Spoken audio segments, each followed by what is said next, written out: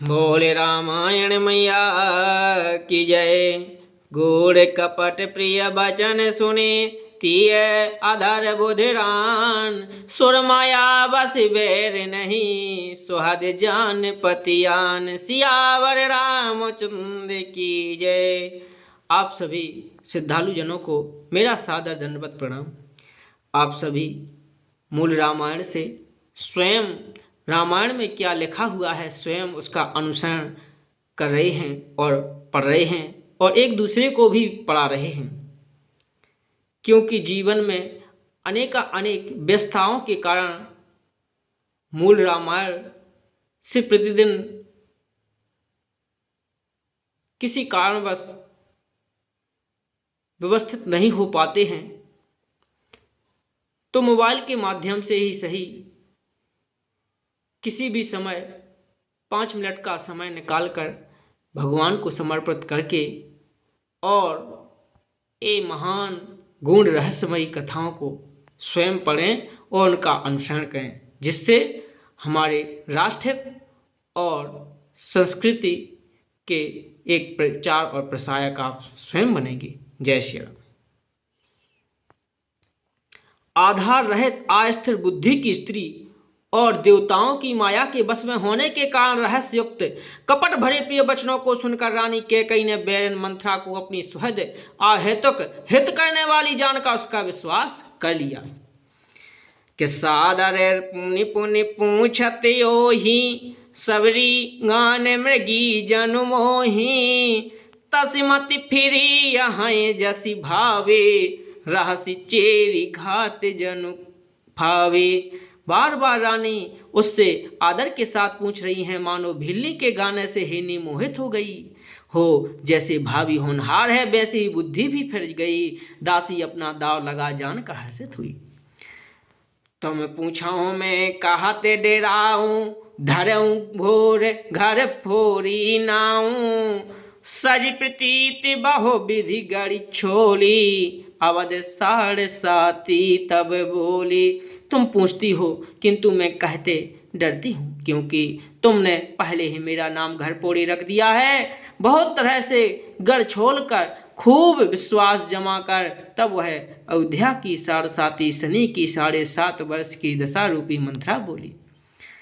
प्रिय सिय राम कहा तुम रानी राम है तुम प्रिय सो फुरिवानी।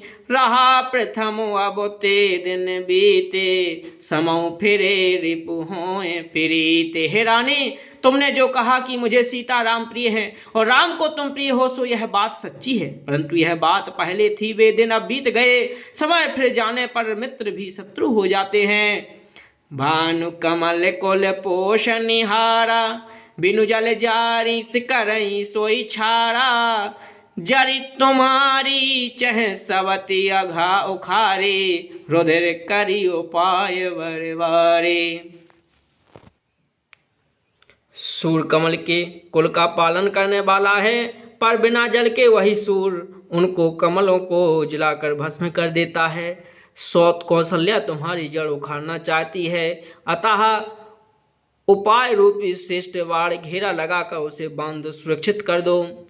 कि तुम ही न सोचे सुहागे वाले निज बस जाना हूँ राव। मन मलिन मोह मीठे नृपो राव रे सरल स्वभाव। तुमको अपने सुहाग के झूठे बल पर कुछ भी सोच नहीं है। राजा को अपने बस में जानती हो, किंतु राजा मल के मैले और मोह के मीठे हैं और आपका सीधा स्वभाव है। आप कपट चतुराई जानती ही नहीं। कि चतुर गंभीर राम महतारी बीच पाए निज बात समारी।